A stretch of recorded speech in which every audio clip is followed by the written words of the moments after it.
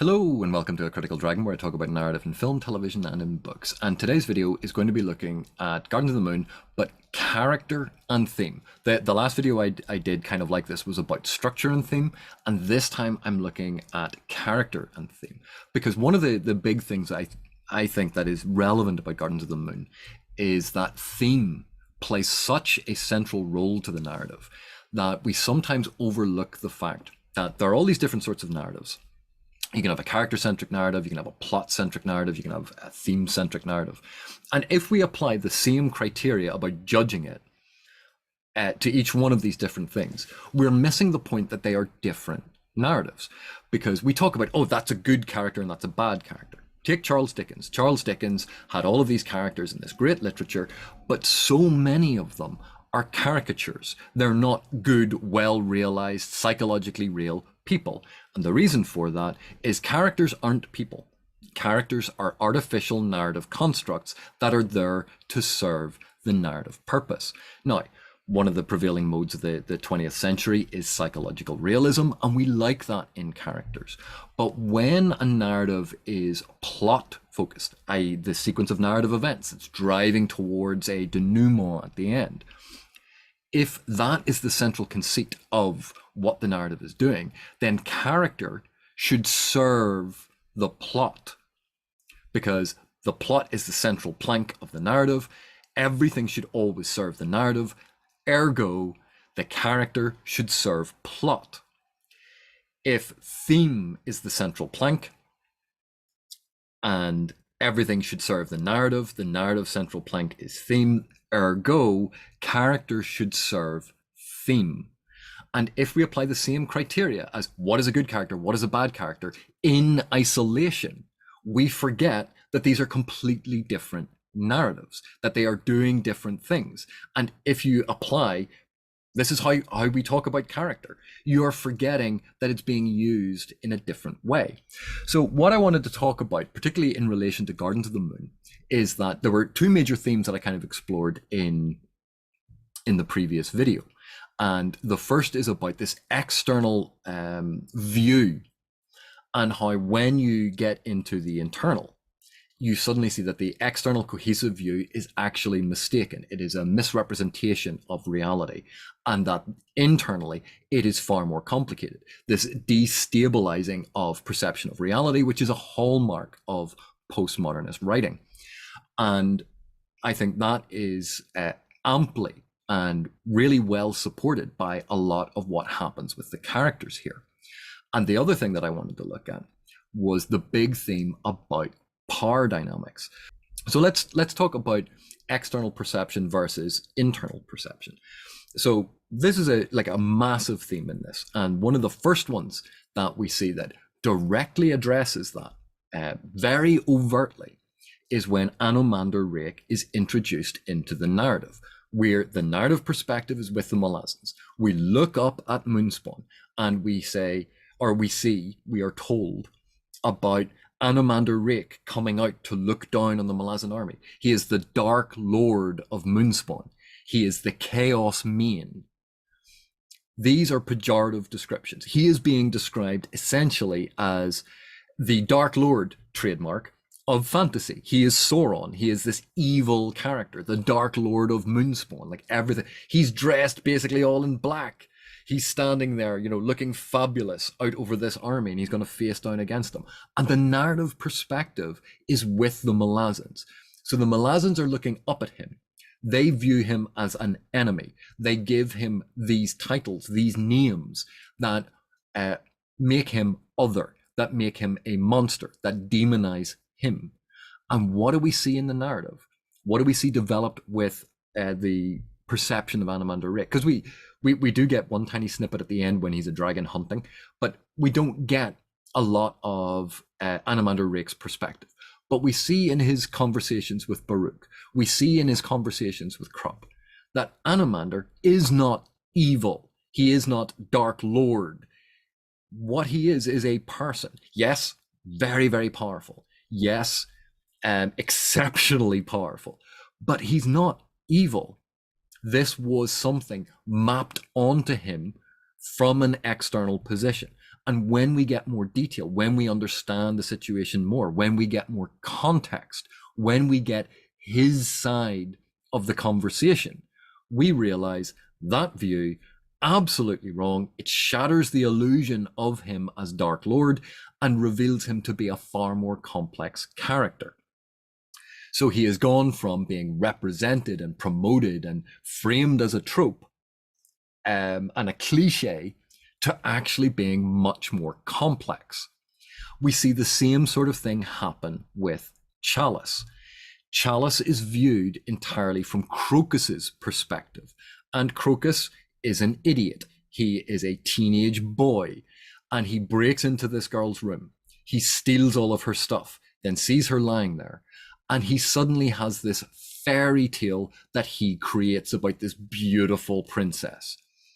Is Chalice that thing? No, she's not. This is Crocus applying an external filter and mapping an entire narrative onto someone that didn't ask for it. And how is this challenged? In the same way that we see the vision of Animander Rake challenged, his character actually being explored in a much deeper way. At the Fate, when Crocus confronts Chalice and tries to drag her out, because he has created this entire fictional fairy tale about her and reduced her to this cliche, this trope. Chalice basically says, who are you? What are you doing? Like, what? She knows nothing about him. She doesn't care about him. She's not the trope. If she was the trope, if she didn't have an interior life, if she was just going to be the reward for the hero that we expect in fairy tale or traditional fantasy, she would have swooned into Crocus's arms as his reward. But she immediately rejects him because she has suitors that she's pursuing for her own ends, for her own life, her own desires. She has an entire interior life that Crocus conveniently overlooked because he was fixated on this narrative that he'd created about her. And I think this is absolutely fascinating. We see it again with Lorne and Tattersail. Tattersail, we get introduced to, we see that she is a mage. She's incredibly powerful. She is respected by all of these soldiers. She is devastated when she looks down to see these soldiers that died trying to get to her because they thought that she could have protected them from the sorceress enfilade that happened. And they died, and she is horrified by this. We see that her lover, Khaled, died trying to protect her. All of these elements, and she blames Tayshrin. She gives us the view of Tayshrin. We identify with Tattersail. Tattersail is very human to us. A lot of details about her. She's brilliant, she's powerful, and she doesn't fit the stereotype of what we've come to expect in fantasy of the tall, willowy enchantress. She's no Galadriel. She is an ample woman. And she's an ample woman that is sexy, that is powerful, that has all of these things, and is a direct challenge to that assumption about this external perspective that we have about how women who are powerful and beautiful or sexy should be. And so there's the first aspect of that.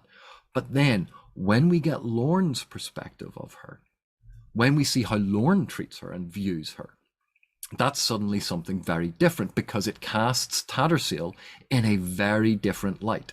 And we realize we've been seeing one part of her because yes, she was involved in putting down the riot in the Mouse Quarter. She was involved in unleashing devastating sorcery that killed all of these people. And she was indirectly involved in killing Lorne's family. But Lorne's view, again, is not complete, is slightly flawed or erroneous, because she's not seeing Tattersail's humanity, nor is she seeing the fact that Tattersail, wasn't that Tattersail decided one day, you know what, I'm going to walk through the Mouse Quarter and incinerate a whole load of people.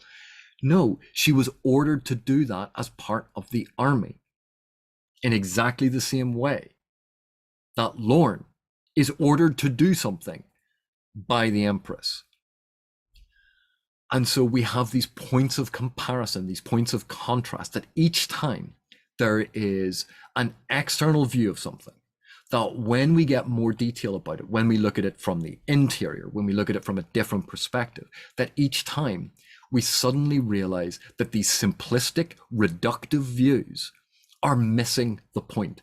They are only ever partial and fragments.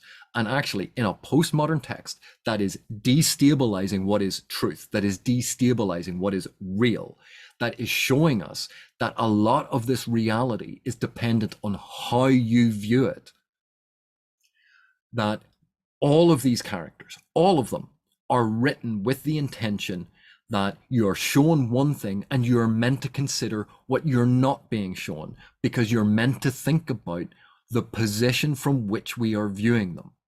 And that is signaled time and time and time again. Take the character of Krupp. Krupp, everyone views as slightly annoying or funny, but the one thing they all agree on is he's a cherubic, stuffing his face, not dangerous, not powerful, not anyone to concern themselves about. He's a bumbling thief. He has some magical power, but he's not dangerous in any way. And yet, one of the whole points of the narrative is Krupp is the ill. Krupp is amazingly powerful. Krupp is very intelligent. Krupp is manipulating everyone. It is a false front that he is deliberately maintaining, because he knows other people see an external view and they make a whole series of assumptions. And these assumptions will frame him in a specific way and disguise his interiority. He knows he can fool people because people look at the exterior, they look at the little fragments of information they have, they create a complete narrative, and if you manipulate that, you can hide everything else. So where we see Crocus do it and map onto someone, we see Krupp deliberately creating this to take advantage of it. So we see it from these different perspectives. And this takes us on to the concepts of power at play here. Because where we see Raist take possession of Mammoth, we have a supernatural, frighteningly powerful entity take possession of a mortal in pursuit of Raist's own goals, his own goals. We have Cotillion take possession of the young fisher girl to create the persona of Sorry, to pursue his own goals. And these two things mirror each other. They are very, very similar in that regard, but how they work out is very different. Mammoth gets possessed because of his hubris. He makes a mistake when he sent his spirit out to investigate Raist's tomb. His own hubris, arrogance, led to him being possessed. Sorry, on the other hand, is an innocent victim and plaything of the gods, is a pawn in God's machinations. So where Mammoth's hubris leads to him being possessed and becoming a pawn and being destroyed utterly by Raist and Raist's possession. That's not what happens with Sorry.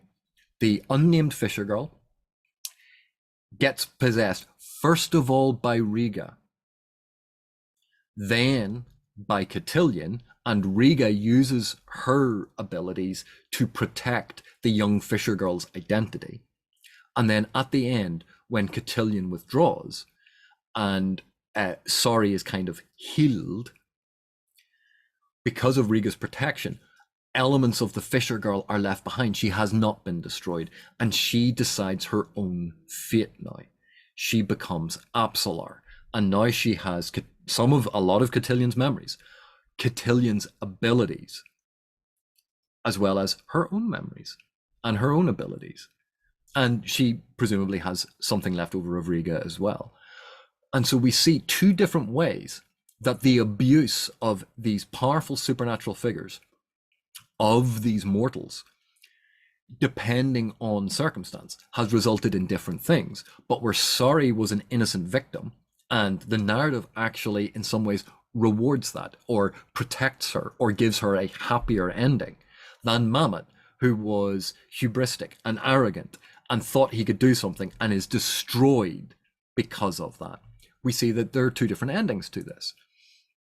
When we see Opon, Opon uses both Paran and Crocus as tools, as agents in a game that Opon is playing with the other gods and messing around and having fun and doesn't care about the human lives. And we see that that's actually quite distinct to what happens to Cotillion, because Cotillion may have initially had that thought about just taking possession of a human. But at the end, we see that Cotillion, because of his experiences as Sorry, realizes that this is not the way to do things. The possession isn't the thing that they should have done. It was a mistake. Opon, on the other hand, doesn't care. Opon, like Raist, is far more interested in serving their own ends and having fun, whereas Raist was doing it as a method of survival. There are all these different differences and nuances to these positions, but they're all exploring the same thing of the idea of these powers using lesser people or less powerful people to achieve their goals. But we see this reflected again in a character like Lorne.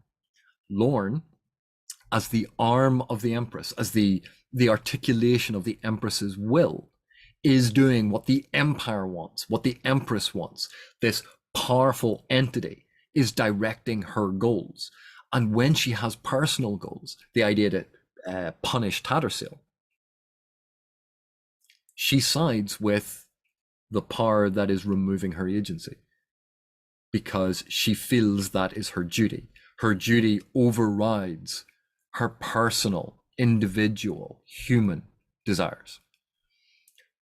But that we can contrast with Paran, because Paran is being set up again, not only as a pawn of Opon, but a pawn of the Empire, where he's in the military. He's an officer who's going to be ordered around by his superiors, like Dujek. But he has Opon trying to manipulate him. He has the Empire trying to manipulate him. He is being manipulated by Lorne. Everyone is manipulating Paran. And at the end, Paran decides, no, enough is enough. He gives away the sword chance.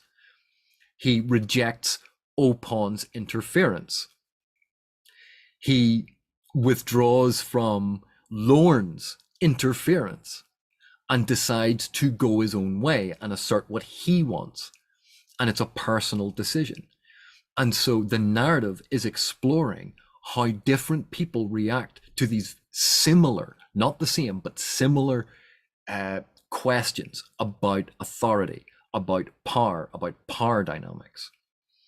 And we can have even then where Cotillion has possessed Sorry, Raist possessed Mamet, Opon manipulating people as pawns, and they are further removed. We have Rake as a supernatural entity directly endangering himself, but also others by stepping into the situation himself. So he doesn't hide behind pawns.